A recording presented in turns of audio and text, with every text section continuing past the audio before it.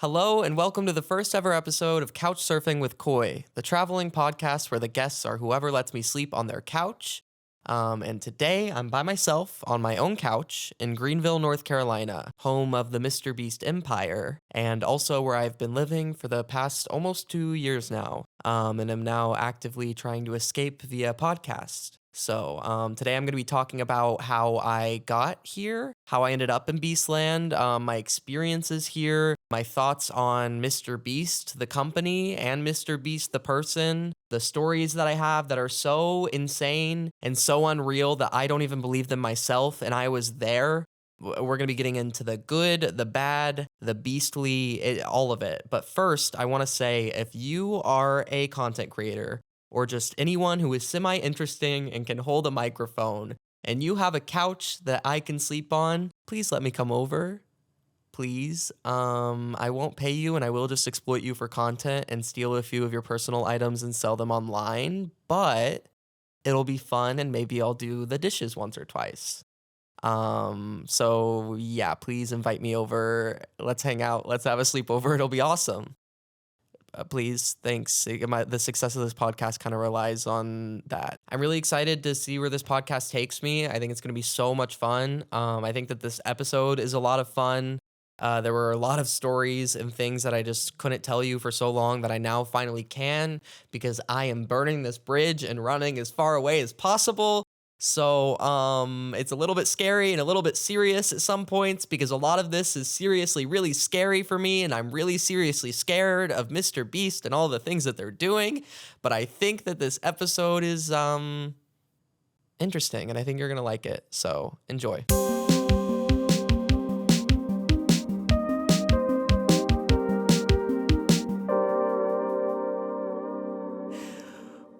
This is gonna be a doozy. It's a doozy. A doozy? Do you like this podcast so far? What do you think? What about the part where I said doozy? Because I could cut that out. Basically, right now I'm currently in my house in Greenville, North Carolina. Greenville, North Carolina is the home of MrBeast.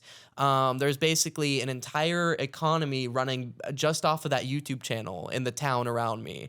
Everything is the MrBeast channel is the center of this town. Now it's all falling apart. It's all falling in on itself. Who could have ever thought? Who could have ever thought that there was something a little bit off with that MrBeast guy, and that there might be a little bit something to come out about him? We all thought that. Yeah, I thought that too. Okay, I'm just making sure that I wasn't being, because I felt a little judgmental, I got asked to move here and I was like, well, this can't end well, but it'll start off nice. And that's exactly what happened. And now I don't feel as bad for thinking that. So today I'm going to be getting into, my move to Beastland, why I'm here. I'm going to try to figure out why I'm here. I'm going to talk about some of the craziest things that I've seen here. I'm not going to be doing an expose. That's not what this is. If you want that, go watch Rosanna Pansino. I mean, every single day she is ruining these guys' lives. What a trooper. Man, I don't want to say anything bad about her, or else she's going to report me to the FBI, because apparently that's what she does. All right. And you know what? If I lost hide and seek, I'd be mad too. Basically, I mean, if you've seen the news, it's been on the New York Times, the BBC, the Pop Crave, all of the reliable sources that we go as American citizens to get our news from. MrBeast is in some hot water. And by proxy, that put me in some hot water. Long story short, and then we'll get into the short story long. I moved here when I was 18, and I became, my friend group became, the people that you see in Shopify ads, the MrBeast crew. Leaving Greenville, it feels like a bit of they've kind of trapped me here a little bit. Not really, but I haven't really been made to feel comfortable enough to be like, yo, by the way, I disagree with all the things that you guys are doing, and I'm out of here. And then that not go terribly for me. What was internet drama for one was in real life trauma for another. First, I want to get closure, because I never really got to tell Jimmy the things that I feel and feel I don't know. I don't need his permission to leave, but when you're in this industry, if you do something that upsets someone, especially someone with as much power and as much of an ego as, Mr. Beast, it's going to burn some bridges. And I just want to make sure that I'm safe. I just want to make sure that moving forward in my career that I'm not burning bridges. And I think I found a way to kind of get that closure. Luckily, the way out of this, dystopian nightmare that I found myself in is through another dystopian nightmare, which is character AI. Now, question the ethics all you want, but I'm going to use it for closure right now. All right. And I don't agree with the ethics of this app, but I also don't agree with the ethics of most of what's going on ever. And I'm going to give a quick call to Jimmy, and, just apologize. Not apologize. I don't know. Maybe ask for an apology. I'm just gonna have a little conversation with them, try to get some closure, let them know where I'm going after this. And hi, Jimmy. I was wanting to talk to you because I want to leave and I don't know how you're gonna feel about it, and I'm scared. No, don't you dare leave. Tell me what is wrong. It's just that everything that you do feels fueled by greed and power, and I don't think I can be around that any longer. I'm shocked to hear you say that. Everything I do is to give to those in need of help. Okay, this does not sound like Jimmy, and he would also never say that. Ooh. Okay, here's another one called Evil Mr. Beast. This might be a bit more realistic. Hi, Mr. Beast. I think I want to leave North Carolina, and I wanted to let you know because I never got the chance to. I just don't agree with a lot of the stuff that's going on here, and I think it's time that I move on for my own sake and for the sake of my community. It just feels safer for me. Safe? Why do you feel unsafe? His head tilts to one side slightly, his eyes narrowing in curiosity. You're obsessed with and so hungry for money and power and greed and fame, and it dictates your life, Jimmy. The smile on his face immediately disappears, and his eyebrow raises. I'm obsessed? What makes you think that? He says it almost calmly, but there's a hint of anger and annoyance in his voice now. It's all you ever talk about. It's all you ever do. And it's dangerous. His eyes narrow and he steps closer. He's tall, very tall, enough to be intimidating. You're calling me dangerous? What makes you think you have any idea what I do off camera? Because for your information, money and fame happen to be some of the most important things in life. End quote. I know a lot about what you do off camera. We've hung out before in real life. I knew you wouldn't remember me. He pauses, looking you up and down again.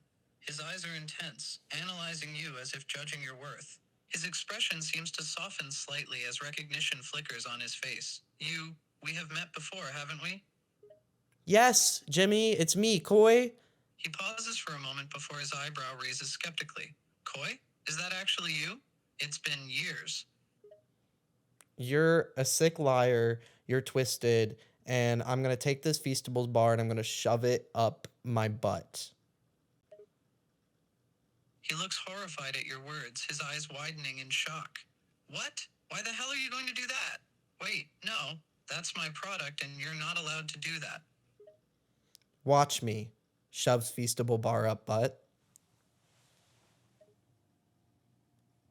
He just stands there, eyes wide in a mix of shock, horror, and a bit of confusion. He can't believe what he's witnessing, completely speechless for a moment. What the hell? Why would you... He sputters, at a loss for words. Bye, Jimmy. His mind seems to be trying to process the insanity that just happened. Hey, wait! He manages to stammer out, his eyes still wide. Oh. Looking for this? And then I pull out 50 cyber trucks, all with his face on it, Mr. Beast branding on it, and I throw them into a giant pit of lava. He stares at you. Okay, I think I got my closure. Thank you, character AI Mr. Beast, for your cameo on the podcast. Thank you for being the first guest. That was great. What did my life become so quickly? What? All right, let's dive in then. Shall we? This is gonna be let's say it with me. Doozy. All right, so basically, let's talk a bit about how we got here. And by we, I mean me. It's just me in Greenville, North Carolina, MrBeast affiliated, but not really. I'm gonna get to the whole of your questions. No one is asking me questions, but I'm gonna get to your hypothetical questions I think you might have. Are you tired of me yet? Basically, when I was a kid, I had an obsession with YouTube, as any little child with unmoderated internet access also had. I mean, like, how are you gonna keep me from watching the Chapstick Challenge? How are you gonna keep me from watching the Charlie Pencil Challenge? How are you gonna keep me from watching the Cinnamon Challenge or any other challenge that would put the youth of America at risk in the way that it did in the early 2010s? Everything was on the table. And I would go over to my friend's house, and we would watch a bunch of YouTube videos together and all the old YouTube. And I loved the like community that was being built. And then like I knew of MrBeast around there, but I only like watched a video every once in a blue moon. And it was like last to leave the hot tub or something. And I was just like, it wasn't really for me, but I was, it was interesting. And I was like, these guys seem to be having fun and they have a lot of money and sometimes they're giving them to homeless people. So this is a cool thing that exists on the internet now, I watched a lot of Minecraft content, a lot of old Minecraft YouTubers. In my childhood, I was really out of place. I was this, twinky little nerd who was in a rural town, and boohoo once, all of the different things about like I found community on the internet and that made me feel safe and that made me feel accepted and everything was so good on the internet and I love the internet so much and I just flocked there like all the other queer kids in Midwest, right? The classic tropes, all the tropes. I went through those. So I started doing YouTube when I was a really little kid. I would sit in front of my Xbox, and before I even had a camera, I would just talk to no one. And I would be like, what's going on, you guys? Panda Boy Games. And today I'm going to be building a new house. And then I'd probably like pick my nose and then, put it on the Xbox 360 controller. And I did that all the way up until middle school. I started not picking my nose, making videos. You got that. So yeah, I would just like make videos all the time. And then I started uploading them and I just loved to like pretend to be a YouTuber because it was my little escape, The internet was the one place that I felt like I could be myself without getting, bullied in real life for it. I might get bullied online for it, but like that's not bad. That's not worse than being bullied in real life. At the time it wasn't. Now I'd rather be bullied in real life than I think bullied online. That's sad, but that's true, and that's why it's so sad. But I was making YouTube videos, and in middle school, I made merch because I actually had managed to gain 200 subscribers, just about. And I was really excited because someone actually bought my merch. I made like a solid $4 off of a sweatshirt. And I couldn't believe it. And then I went to school, and the boys who would wear the neon dry fit socks and Under Armour necklaces were the ones who were wearing the merch. They bought it to bully me. But little do they know now I'm famous, so that merch could literally sell for more than they freaking even could even dream of buying or making in the future time. So suck on that. That didn't feel natural. I'm not a person who says suck on that, and I feel like you could tell when I said it. So anyway, I was getting bullied out of making videos, whatever. I stopped doing it by like middle of high school, but I kind of kept doing it, but I would just like upload them privately. And then I got really into streaming. I became a Minecraft streamer. Don't click off. I'm not a Minecraft streamer anymore, but I was a Minecraft streamer, like in the Minecraft, adjacent community for a bit. I ended up blowing up on TikTok, right before my senior year. I just was posting clips of my Twitch on TikTok, and then they just started taking off. I remember right as I was blowing up, I was working this job, which was a restaurant inside of a gas station, naturally. And I would work with one other person, and she would bring me pamphlets for conversion therapy. That's not the point of this story, but I just want to mention that she would bring me pamphlets for conversion therapy, like it was an attraction. Like I was at like a rest stop and it was like hot air balloon rides, but it was like, want to stop thinking about boys so much? And I was like, gimme. Anyway, I have a really dark, twisted past. My trauma makes me funny. Okay, sorry. I just had to hit one of those. So, I was blowing up as I was in this job, and I was like trying to decide if I should quit the job, and I just go to the storage closet and pretend to be reorganizing stuff, but I'd just be refreshing my social blade the entire time. I was just like, my mind was blown that this was happening. Like this period of my life just feels so surreal, just like refreshing and seeing new names each time and new comments and new likes and I was viral. Don't worry, it's a good thing. You've gone viral. You have 3,000 hits. I quit that job and I spent the rest of the summer just like trying to maintain the success. So I go back to school that year. It's my senior year and I am an internet sensation in a niche part of the internet where no one's going to recognize me from in my school. And I was very happy about that. And also I kept my first name private because I knew the way that I've been treated for social media in the past. But then I remember I went to my homecoming dance and someone recognized me at my homecoming dance. And I was like, we're peers. You want a photo? That was my first time ever being recognized. I was like, we go to school together. You want a photo with me? Wait till we're in a club together and it's yearbook day. What do you mean? What do you mean you want a photo with me? We're in the hallways of our school. I'm on my way to third block right now and you want a picture with me? So anyway, I was pulled out of school by my agent, and I was doing homeschooling as I went to LA. No, I'm just kidding.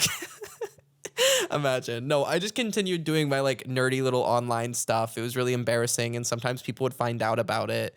And I remember one time there was this class of freshmen that I was a teacher's aide in, and all of the students found out about me doing the stuff that I did online, and I somehow convinced them that it wasn't me and it was just someone.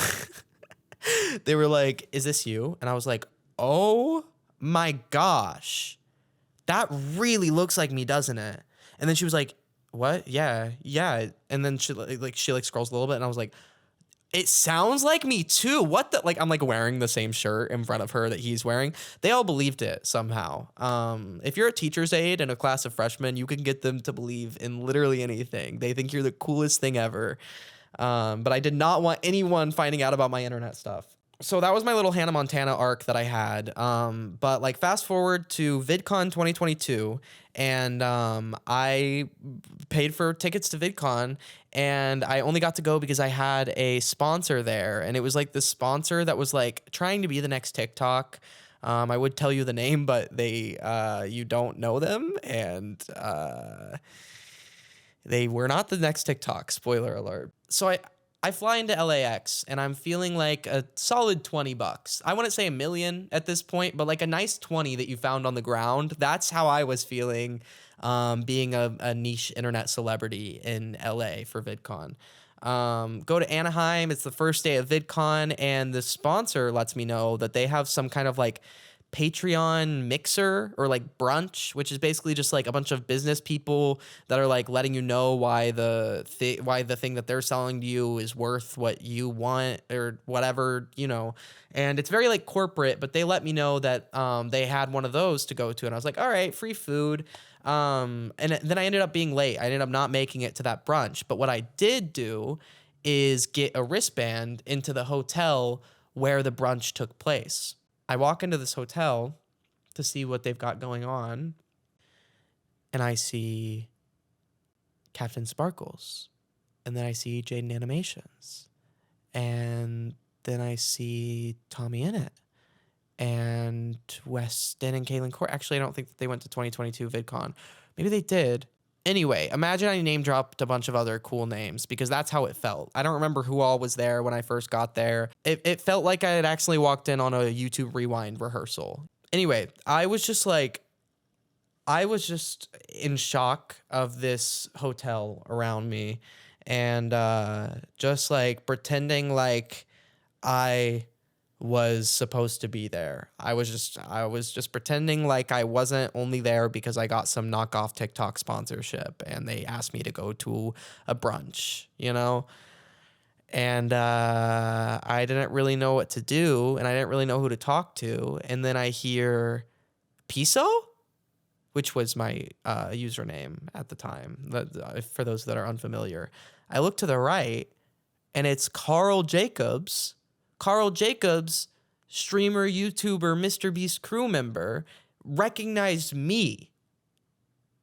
He was like, Piso, oh my gosh, no way. Gives me a big hug. He introduces me to all of his friends, makes me feel welcome immediately. I couldn't believe it. I was like, you're from on the screen, you know, and you saw, and you think that, and we're together right here. But I played it really cool. I acted like I knew exactly what was going on, and I acted like I was completely in my own body.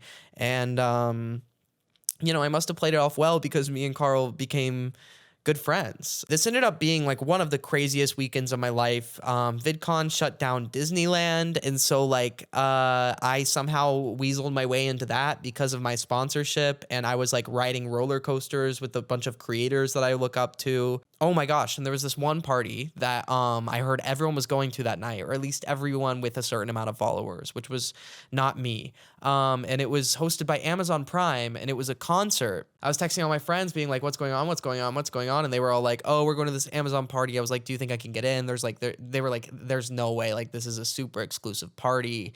And I haven't even put your name in my contacts yet. Can you leave me alone, kid? Oh my gosh. Also, why did I give you my number? Which one are you again? Which one of the TikTok twinks are you again? And is it worth me knowing? And I was like, all right, I guess I'm just going to have a night in on a Friday night. I'm in Anaheim. I'm supposed to be famous right now. I'm going to have a night in. And I was like, you know what? What if I just text my sponsor and I'm like, is there any way you can get me in? And you know what he says? No. He's like, there's no way that we can get in. At the very last minute, I get a text from him that's like, hey, turns out one of our app's investors is actually one of the Chainsmokers, and the Chainsmokers are performing at the concert tonight. So not only are you in, but you're on the VIP list. What? I'm on the Chainsmokers guest list?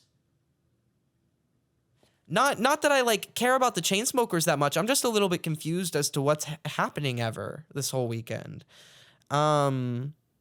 So we go to this party, and I was like, oh, such a long line. Like, I don't want to wait in this line. And I'm with the CEO of this company, and he goes, oh, don't worry. You don't have to. We're VIP. We walk past this line, and I'm like, oh, there's hi Danny Gonzalez. Hi Drew Gooden. Oh my gosh. Oh, was that James Charles? No, that couldn't have been James Charles. That wasn't James Charles. I don't know why I thought that would have been James Charles. Anyway, we were like, we're on this list. We get into this party. It's huge. People I know everywhere. I run into Carl again. He's like, oh my gosh, no way you're here. And I was like, I don't know. Help. And he did. We all hung out. It was a lot of fun. I remember I got to rap an entire Flo Milli song with Brittany Broski. Because Flo Milli was performing. I forgot to mention Flo Milli was performing, and then we went up, and it was an insane night. It was an insane weekend. Nothing in my life has been the same. VidCon 2022, you were a vlog, and you changed my life forever. Thank you. So that was VidCon 2022, the summer after I graduated. I was staying with my parents, and I needed to move out, and I had been playing a lot of Roblox with Carl and some other friends, and those other friends were moving to Greenville, North Carolina, and so I was like, hey, what if I move to Greenville, North Carolina? And so the beginning of 2023, I came here and I looked at places, I found a place, and then February 2023, I moved to MrBeastland. Me and my parents drove 11 hours. And the first day of being here, Carl and Nolan took me on a tour around the studio. It's just this giant warehouse, and they have like Jimmy's face everywhere. Like there's not a, I don't think that there's a place you can look where even if you close your eyes in that building, he'll show up. He'll show up. I don't know how they do it. I don't know how they have some kind of force field. I'm going to get emotional talking about how scary it is to be in that building because it's just Mr. Beast, Feastables, 100 billion, million, trillion subscriber plaques everywhere. Because I was like introduced to everyone by Carl and by Nolan, and these people are like to the employees are like the celebrities, the stars. There was almost this like performance going on where I was like, oh my gosh, all of these people want to like impress us so bad. I'm worried about impressing them. What's going on? Why is the Squid Game set right there? Hello? Could someone tell me? Could someone just remind me where I am and why the Squid Game set is right there? This Mr. Beast Squid Game. Did you guys know that they did it here? Hey, excuse me, Mr. Beast employee. Did you know that they filmed the Squid Game video here? Little fun fact for you. So I toured the set. I was like, this is honestly sick. Like, it was so cool to like see what that was like, and almost inspiring. Almost. When I got there, it seemed like there was a good community there. Like everyone like was really friendly with me, and we would all go to like Jimmy's back house because everyone who is rich has a separate house just for hanging out. We would go there, and sometimes we'd play soccer, we'd watch YouTube videos, play video games. I mean, it was a good community, and they would help me with YouTube videos, and just like it was really cool and inspiring, and just like helping me get off the ground and like figure out what I want to do. And now obviously it was overwhelming and dissociating and unreal and put so much pressure on me and all of the like terrible negative aspects that come with it, but I couldn't see that yet. All I saw was that people with a lot of success looked at me and were like, maybe you can do it too. So the first week I'm moving in, and I'm already like trying to figure out like what it means to be 18 and living on your own and like not going to college. Like that whole plan just was kind of out the window suddenly, even though that was what I had intended to do my entire life. But now suddenly I'm living as like a Mr. Beast neighbor, and all of my friends are now the people from the videos, and they're always on the news and stuff. I was like, what? I was like, I'm trying to process the Beast side of things while also trying to process like the real life side of things, but where's the line, because the Beast stuff has become my real life, and my job had become this insane job that's like hard for my brain to believe and process, combined with like adjusting to like moving out on your own for the first time. It was just like overwhelming, dude. It was just like a lot to handle at once. And but luckily I had something very down to earth and real and grounding to look forward to basically the first week that I had just moved in. They were filming the video Ages 1 through 100 compete for $500,000. And so they were like, yeah, you can come hang out on set. All of your, like, everyone's going to be there. You can like meet a bunch of people. So I was like, yeah, this is cool. I'll hang out on set. They shot this video for a week. And when I first get there, I really thought that I was looking at like if Apple did the Stanford prison experiment, like that's kind of the vibe that I was getting, was like, oh, wow, there is a 1-year-old baby and a 100-year-old man and everything else in between. And they're all in tiny little cubicles wearing the same exact outfit. What happened? Because I was just living in a town that doesn't even have a Chick-fil-A. Like that this, like, I was like, oh, this is the reality of my life now, I guess, is that I like stay in the studio for a week and like get to know all of these contestants and stay behind the scenes and just like goof off in the studio and try not to question if I'm alive or not. Speaking of questioning if people are alive or not, I did think that 99, player number 99, no offense, sir, if you're watching this, I really thought that he was dead several times, because there were buttons. I'll put up a video. There were buttons to like press where you could put up on the big screen every single person's every single person's live camera, so you could just watch them all the time. And I would always be like, can we go check to make sure 99's still alive? Because he'd sleep with his mouth open, like that. Is that a good impression? Cool. The ages 1 through 100 set, it was not great for adjusting, but it was great at like letting me know what I was getting myself into, of like the dystopian tomfoolery that was going on in MrBeastland, North Carolina. I just remember like I haven't watched the actual video, the actual like ages 1 through 100, because it really scares me how much they like dumb it down and how much like personality and emotion they take out of it. Because like I was there for like a week. I got to know these people, and like it became so real. Like if you've watched like maybe like the end of the Truman Show, where like I don't want to spoil it. Truman Show spoilers kind of, but the end of the Truman Show, where like the producer of the show is like, he knows that like the end is happening, and he's like, get a zoom on this face and get a close up on and do that and do. That was happening while we watched the two people who had been staying there for a week, while we watched them compete and see who was going to win the 500 grand.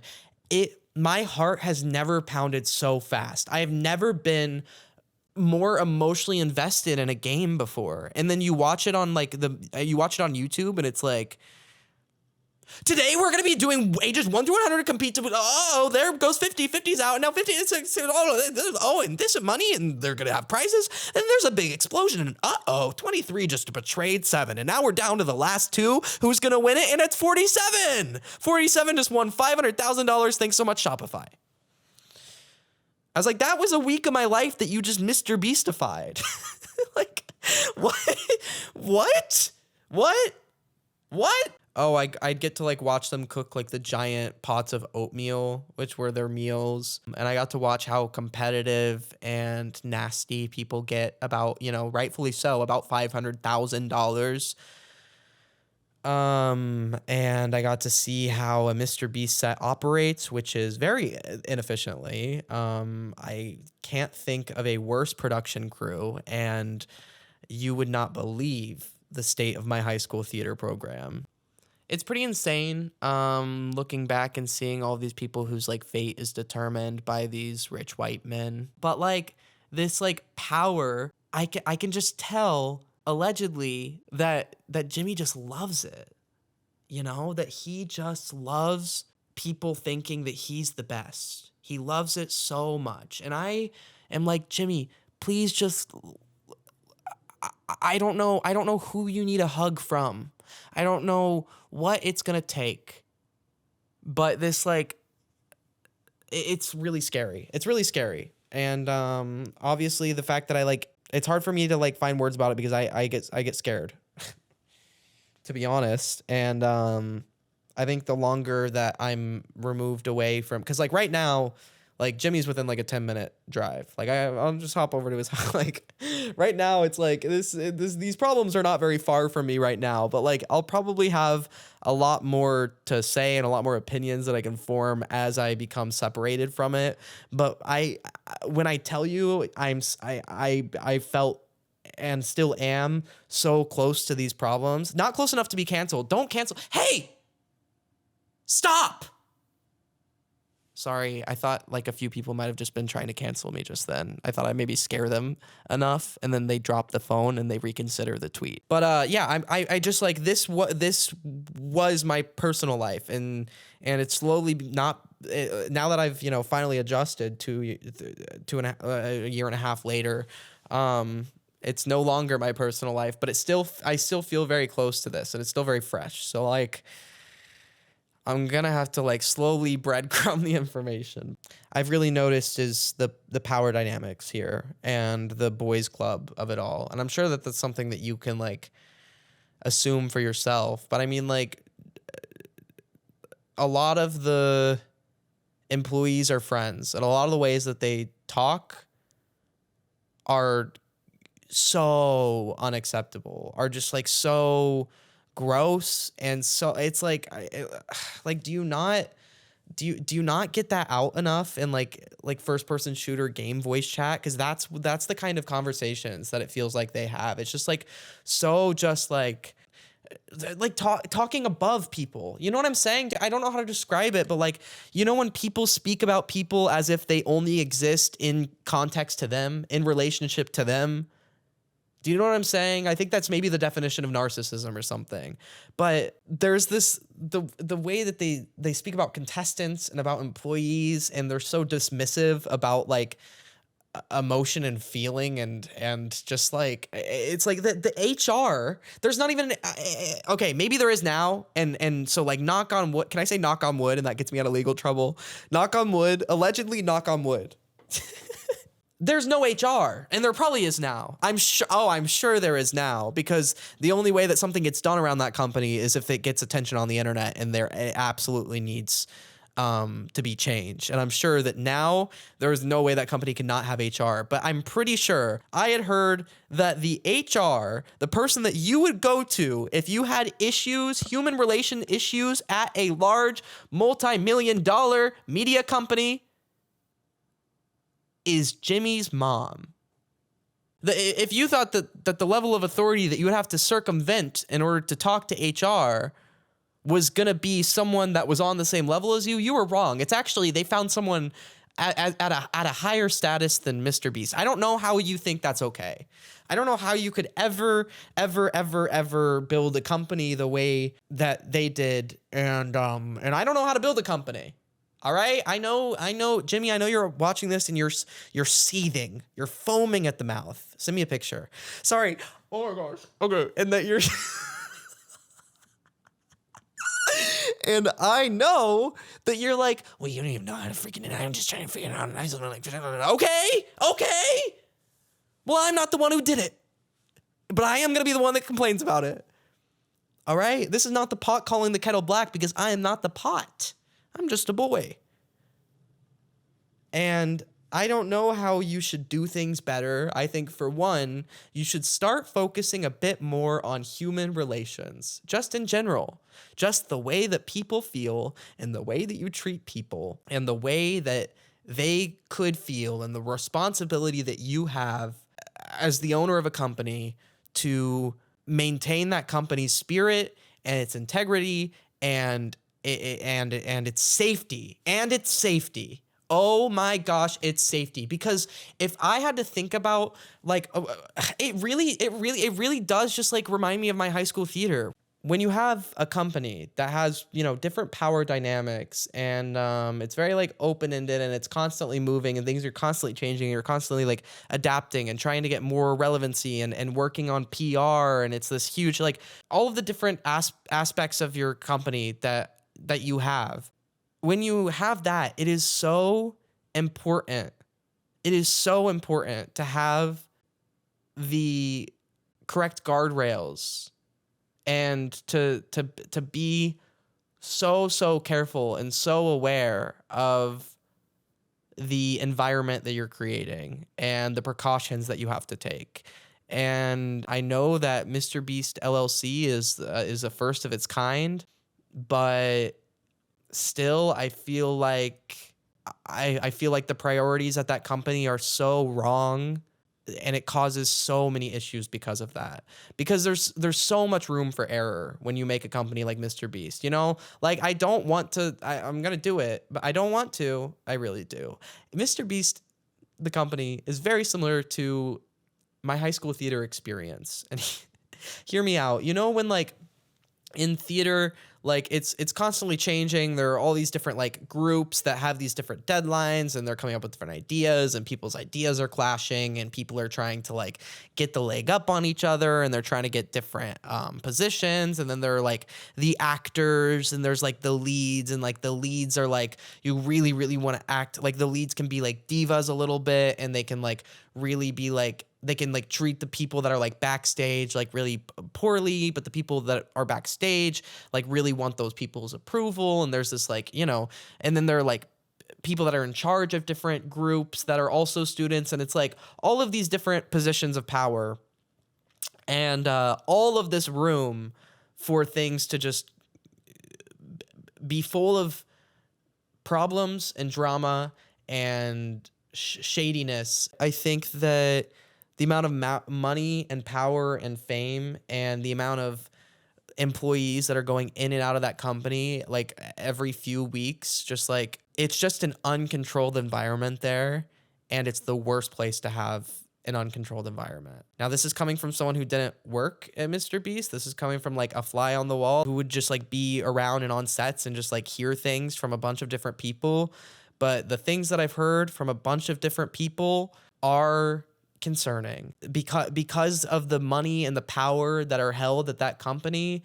That might give you a bit of a clue as to why you haven't heard things from people, because that's just kind of how those kinds of things go.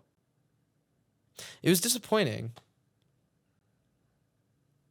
I don't know. It's disappointing, and I don't have any like, I don't want like MrBeast to like be canceled and for all those like, because some of my friends have those jobs. I don't want everyone there that I like was like, these people are really cool. What I want is for them to get their shit together. What I want is for like them to like get their priorities straight and just function like a real company instead of a boys club that has the puppet strings of all of these people that they can control and all of this money that they can, have, because it's never going to be enough for them. And it's only going to backfire, which it already has. So there were always these just like giant spectacles, like these huge like wealth displays that I like would blow my mind all the time. That was just like so surreal to live here for so long. I'm like, I just learned how to open the door of a Tesla. Could you wait before you gamble in front of me? Could you wait before you play poker? I'm learning what a bill is. And now you're sliding months of my rent across the table. Never sit next to Jimmy during a poker game. Never. You will be scared. I'm scared talking right now. We would all hang out sometimes, and we would hang out. It would be sometimes video games, and we wouldn't watch movies. Instead, if Jimmy was around, we would always be watching YouTube. He wouldn't watch movies. He would sometimes watch anime if it's quick paced enough, but we would watch YouTube, which would be an enjoyable experience if you picked enjoyable YouTube videos to watch. But instead, Jimmy would pick videos that he would know he could rip to shreds. That had, it would be a video with like 8 million views of like someone that he's like publicly associated with. And then he would like turn on the TV and he'd be like, bad video idea, has no legs. Where is he going with this? Where's the retention? I was like, this is evil. This is MrBeast. This is evil. Like, you're turning on MrBeast video. Like, and this is coming from like, I'm the first person to hate watch anything. All right. I love being a hate watcher, but being like the YouTube guy and knowing a bunch of YouTubers and then turning YouTube on the TV just so that you can pick it apart from an analytical standpoint, you seriously, the next analysis needs to be of your mind. Ooh. Oh, I wonder if that brain is a 1 of 10. Hey, Jimmy, let's every time you have a thought, be like, how would this thought perform in the real world? If I were to hit publish, because sometimes maybe instead you draft a thought, right? Just trust me when I say it was weird and distasteful, and the people that he was putting up on the screen, I don't want to start drama, but it's just like, you seriously care about no one but yourself. And even when you do care about someone, are you literally pretending? Oh my gosh. Yeah, sometimes he put on YouTube shorts onto the TV like an insane person. And we would just sit down on the couch and watch some YouTube shorts. It was the scariest feed that I've ever seen. It was like people it was like guns and then push-ups and then why you should be a billionaire by the time you're 13. You would not believe what blah blah blah blah blah, like those kinds of YouTube shorts. All of the ones that have like the YouTube accent. Do I have the YouTube accent? I think I have a YouTube accent, but like a different kind. I'm just gay. That's what it is. I also remember one time I would make a lot of jokes because that's the way that I get people to like me. Or no, not because I want people to like me. It's because I like being funny and I like bringing joy to other people's lives. Ha ha ha. Saved it. So I would make jokes to the group, and it was kind of like it was a hard crowd, you know. I'm hanging out with like the Saturdays are for the boys kind of crowd. I'm like a Friday night out with the girls kind of boy. I would make jokes. I realized that the jokes that would really land were when they were homophobic at my own expense, which I'm used to that. But then now that I look back, I'm like, wow, what a crazy vibe for me to just be surrounded by all the time, to be validated by your own internalized homophobia. Ugh. Why can't my therapist do this? Why can't my therapist act like MrBeast? Why can't my therapist validate my own internalized homophobia? But I remember one time I made him laugh, and then anytime that you speak to him, it's not like you're speaking to him, it's like you're speaking up, and it might get to him. It's like you're speaking up, and if he decides that it's of worth to, you know, his career or to his success, then he will pay attention to it. Or that's at least the vibe that I got, all right? I will never forget that one time I told a joke and everyone laughed. Jimmy's still laughing. I look over at him and he says with such shock, it was like he had seen me for the first time. He goes, "You're funny." Like a little confused look on his face. He's like, I don't get it. You know, and it felt like I was being paid attention to because his brain saw dollar signs. He was like, funny can be monetized. And even if he didn't want to like put me in something, that like the reason his ears perked up and the reason that I became seen and invisible to him is because he saw that I have value in his world that he lives in. Or maybe I'm reaching and I'm insecure. I don't have time nor the energy nor the confidence right now to give you all of the stories that I have from the past 2 years of my life. But I did, when I was writing the notes for this podcast, I did make a little highlights reel where it was just like the things that came to mind at the top of my mind. So to hold you over until I just slowly start breadcrumbing other stories, here's a few things, a little tidbits that I figured I'd mention that are just worth mentioning. We're just going to try to speed run through these. Remember that this is like the honorable mentions. Like these didn't even make the final cut. This is just like what I want to brush over, okay? When I wanted to work out, I'd go to the Beast Gym, which is a private gym where they have murals of MrBeast and all of his friends as very buff men painted on the walls. It was very unsettling. The video where two strangers have to stay in captivity for 100 days. I remember that when I visited them, the lights would stay on all the time. And so they never knew what time of day it was, but they told me that sometimes if you go into the back corner of their bathroom, you can smell what time of day it is. And I will never forget that. I have more stories about them, but I will never mind. One time I flew into North Carolina after being out of town for a while, and it was the day that MrBeast was being dug out of the ground, and he smelled really bad. And also you can see me at the very end of the video. I would constantly get PR packages of Feastables. I still have Feastables, so many. If you want any, please let me know. I can't keep pretending to enjoy them. Thank you. One time I begged Jimmy to say the F slur so bad, and I told him I wouldn't tell anyone, and he looked super tempted. He looked like he wanted to so bad.